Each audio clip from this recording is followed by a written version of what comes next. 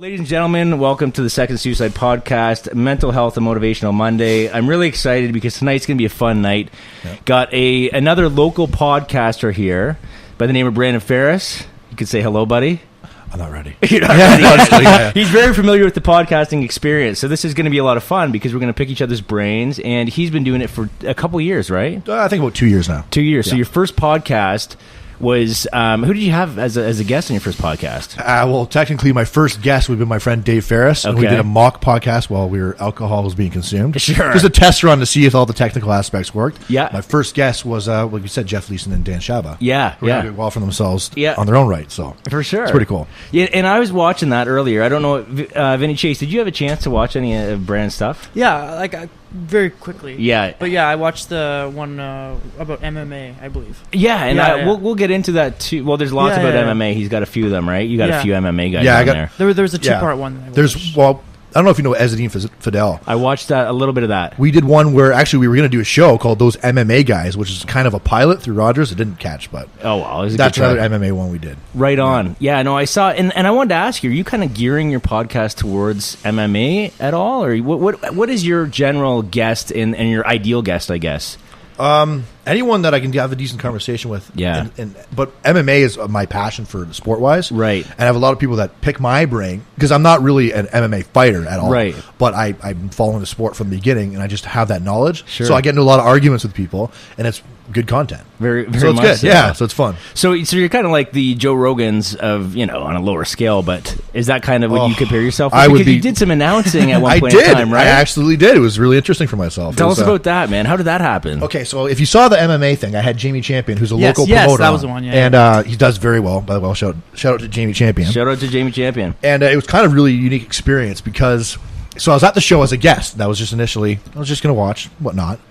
And then I walked up to Jamie and I said, hey, do you want me to take a picture of the belt? And he goes, are you working or are you drinking? Yeah. And my obvious answer was, I'm drinking. Yes. And then he goes, well, do you want to do some work for me? And I'm like, what do you mean? He's like, well, we need someone to do color commentary until the other person shows up. No shit. So my first reaction was, what the fuck am I about to do right now? Should I do this? And I'm like, I've had drinks in me. I don't know any of the fighters. I've done no research whatsoever. Yeah. So at this point, I'm kind of panicking, but I'm back in my head. I'm like, this is my shot. Yeah.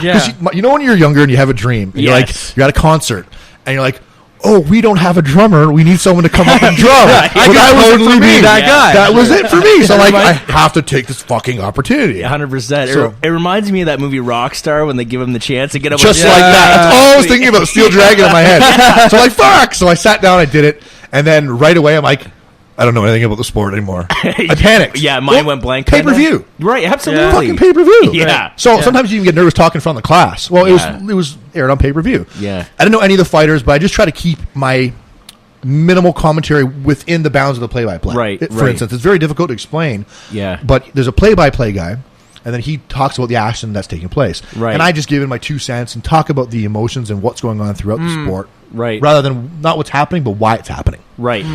And it was very difficult. Harder than I thought it was going to be. No kidding. Because everyone at my house would tell you different when I'm watching the fights. Right. Everyone's got the fuck up. Right. But at the actual event, I was like, so I didn't know what to say. So it took me a little bit to warm up. And then by the time I finally did, Chris Hordecki, who was going to do it, ended up doing it. No shit. And I handed the reins over. Yeah. But I do have an opportunity coming up in December to do it again. Awesome, man. Which is exciting. That's really cool. It's my local dream in a sense. Yeah. That's fucking awesome, man. And Chris is out of Adrenaline, right? Yes, he is. Yeah. Okay, right on, man. Very good fighter. Yeah, that's wild. And I'll tell you another thing about MMA, and as we're going in this direction, recently I might as well get into the story because I had, as of Saturday night, I have a bit of an issue with King of the Cage. Oh, no way. Yeah. Oh, this would be good, man. This is going to be a good story.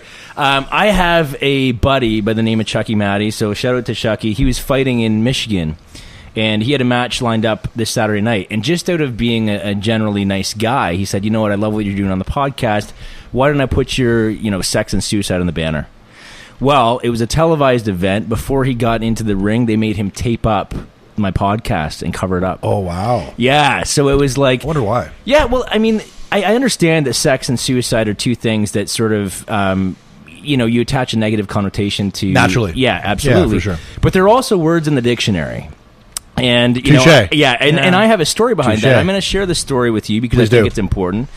My old my old best buddy, when I moved in here in September, I moved in with my best buddy, Dan, who was also he'd trained MMA, he'd fought in the cage, and he'd actually been put into a coma out of a cage fight.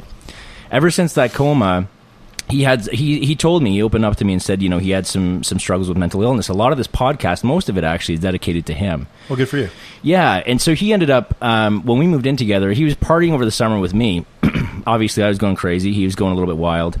I was so caught up in my own shit, I didn't notice that he was fucking off the rails. Like, he was doing blow, staying up for 7 days a week. One time I was down in L.A., and I got a call from his dad saying, we found him in a seedy motel room, and he had a rope out, like, ready to hang himself. And so at that point, I started being like, okay, fuck, man, there's an issue here. So I came home, came back to London, we had a talk, and we talked about sobriety, we talked about getting sober. And so I made the promise to him that, listen, man, I'm going to get sober. I got to clean myself up too here. I obviously am self-medicating. But he agreed to go to Homewood in Guelph, and he agreed to do all this treatment. Explain Homewood to me. Okay, Homewood in Guelph is an addiction treatment facility. Okay. So he agreed to get the help he needed to kind of go to rehab. Right start. And so anyway, he agreed to do that, and then over the Christmas holidays, I received a phone call on Christmas Eve, I guess it would have been 2015, going into 2016. And they said, we stepped out of the house for a minute. This was kind of his family's home, and they said, unfortunately, Dan has taken his own life. And so that fucking, shocked me. Shock. Yeah, and I'm still coping with it. This is why you're never to be done. No, you'll never be done. Exactly. Yeah. This is why I'm so involved in mental health. This is why Mental Health and Motivational Monday is so important to me.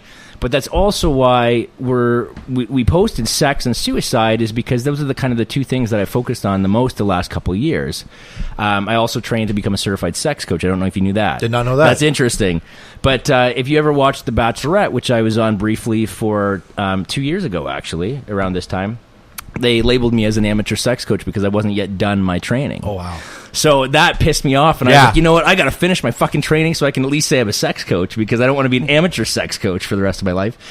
But anyway, so that really, on Saturday night I found out about this, and it fucking, dude, I sat there and I was almost in tears. I think I was in tears at one point, because I was like, this would have been so proud for my roommate. I mean, he...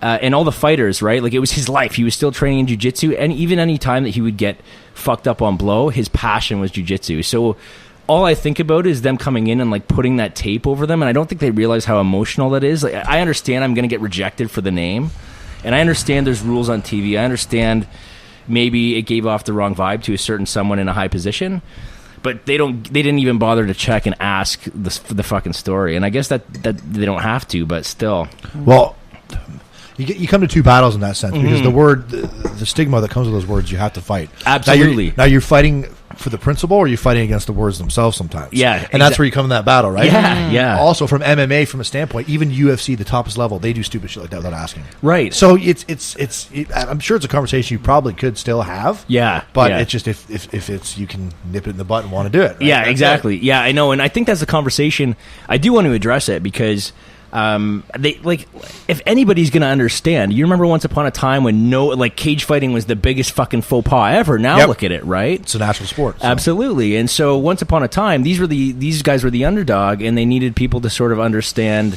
They kind of had to grow and get people on board, and it's the same thing with this. But for them, parading around, do they still put the women in bikinis in between the rings? Yeah, they still do. Yeah. So I mean, there's the sex right there. Yeah, go ahead, buddy. Well, another thing is that your two words, sex and suicide, are very primitive. Yeah. But fighting is the most primitive sport. Fuck yeah. So how can you not? How can you ignore love, sex, and suicide, and fighting, or death, Yeah. and absolutely. ignore fighting away from the humanity? Yeah. So you're taking. You can't just pick and choose what's fucking primitive and what isn't. No, absolutely. Right? Yeah, Even I like if they offend your or not. point there. You can't again. Very good point. And that's the thing, is that you're going to have people that are going to market, and Yeah. you're running that fucking battle like anything else. Right? Yeah, absolutely. You can't pick and choose sometimes, and sometimes they have to appeal to anybody else. Right. Because what happens is you have again. They don't know what the podcast is about. Sure, yeah. Maybe if they would have had it on there. Maybe, but maybe. It's a conversation still to be had, right? Yeah, maybe. So. And that's the thing. I think I'm going to try to reach out. I wanted to sort of sit on it and get all the information from the fighter himself, who I haven't chatted with personally. He just kind of sent me some text. I'm giving him some time. He's coming off a loss, right? Oh, he needs some time. Yeah. So we're going to have that conversation and maybe address that on Thursday. But I wanted to share that with you because you do have such a passion for the sport, and I wanted to get your take on it. So it was really interesting timing how we kind of had this set up. Yeah, it's cool. It's really interesting time. Yeah. Everything in my life has actually sort of been weirdly rolling with the multimedia set. Like I'm headed towards the podcast direction, unexpectedly, and it's kind of interesting, especially when someone else like you is starting to see what potential it has. You want to give back to everybody, absolutely, and it's fun to do that. Yeah. However, they don't realize that you're learning more than them. Yeah. Oh yeah. You know what I mean? Oh yeah. And I have those organic conversations with my guests, and people think, "Oh, why are you interviewing these people? You trying to get famous?" No, I'm not going to get fucking famous interviewing people that people don't know. No, but I'm learning more. I'm learning more about myself. I'm learning more how to kill my fucking ego, which is still in a work in progress. As well as learning about how to deal with people. And my job at doing car sales is interviewing people. And you have to be able to listen and not just wait to speak. Sure, I agree with and that. that's the hardest thing when you're talking to people. And I was the biggest culprit of doing that in the past. Not really listening. ADHD. Fucking, let's talk about that after. We'll get into that. So, but when you're talking to people, you don't realize that you're just like, I've been staring at a shirt, waiting to see what I want to say. Yeah. I don't give a fuck what they say. And you have to learn how to shut that off and not show empathy, but have some sort of empathy what they're saying. Yeah. And self-awareness, dude. Huge part of it, right? Yeah. And it's built me. It's helped me a lot, really. Good for you. So how are you doing? Let's talk about your sales. Let's give a plug now because you're at Highbury Ford, right? I just recently came to Highbury Ford. Right on. So congratulations. Thank you. I appreciate that. That's awesome. So everybody that needs a vehicle, this is your guy to see. Come see me. Yeah, everything that I'm sure that the commission he's making, he's putting towards getting great people on his show and building them up anyways, right?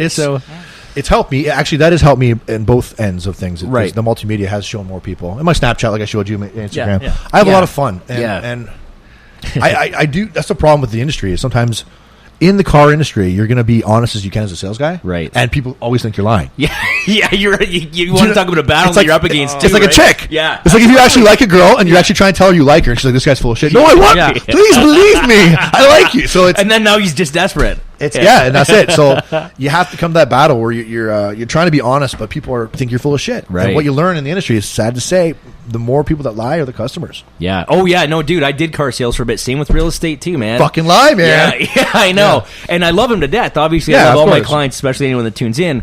But sometimes they're the ones that are making up the excuses, and they don't want to tell you the truth. They just want to kind of hide behind something else. It's the game. Yeah, for sure. Game. But I agree with you 100%. So let's talk about the podcast. And I know I kind of watched one of your shows earlier, and you said that the inspiration was kind of you started Snapchat and you kind of took that to a whole new level on that podcast. I don't know if that's still how you feel about it, but... Well, what happened was, obviously being from an MMA background, like my passion is MMA. Yeah. Obviously, Joe Rogan is one of the biggest... Vinny Chase watches listens and watches to all his shit, too. I've watched every podcast. Well, I'd say majority of it. Yeah. What I've really learned is how much of a non-egomaniac he is. Yeah. He has so many different intelligent people on, and he can hold a conversation with fucking anybody. Yeah, like 3 hours. Yeah, anybody. And it's not just the fact that he's having conversations about something stupid. Yeah. It's things that he's retaining at the same time. Yeah. So what I wanted to do is... And he's smoking weed, and he's drinking. You think of how fucking high that guy is during the show? And drinking, and you can tell by the guests, right? Yeah. But it's just like I wanted to learn about myself while being not in the limelight, because I'm not about limelight. I'm just like to fucking entertain people. Yeah. Sure, it's who I am. Sure. On Snapchat, Instagram, I'm happy when people are laughing. Yeah, I don't know why. It's just been addiction since I was a kid. That's amazing. It's almost an addiction at some point where I'm a class clown. I would put myself at disadvantage to make people laugh, right? And I don't know why. Yeah, maybe it was a need for attention when I was a kid. Well, that's a very familiar trait with comedians, right? I mean, look at Chris Farley and always hurting himself. Let's not go that far. But no, not there. But let's not go that far. But I do party. But yeah. He was a big partier. Fuck me. Yeah. But that's what I did. So then I started to do the podcast, and then I had with my place. I have the cabin, for instance. The cabin, and that's the name of the podcast for anyone watching. Podcast. It's the Cabin Podcast. Check it out for sure. I'd appreciate that. Actually, I need some more viewers, boys. Yeah, for sure. But so I had a corner, and I put a desk there. And it was sitting there, and I had a Mac, and I'm like, what the fuck am I going to do? Like, who wants to stare at in the corner? I'm like, all right. So I turned the desk around. I'm like,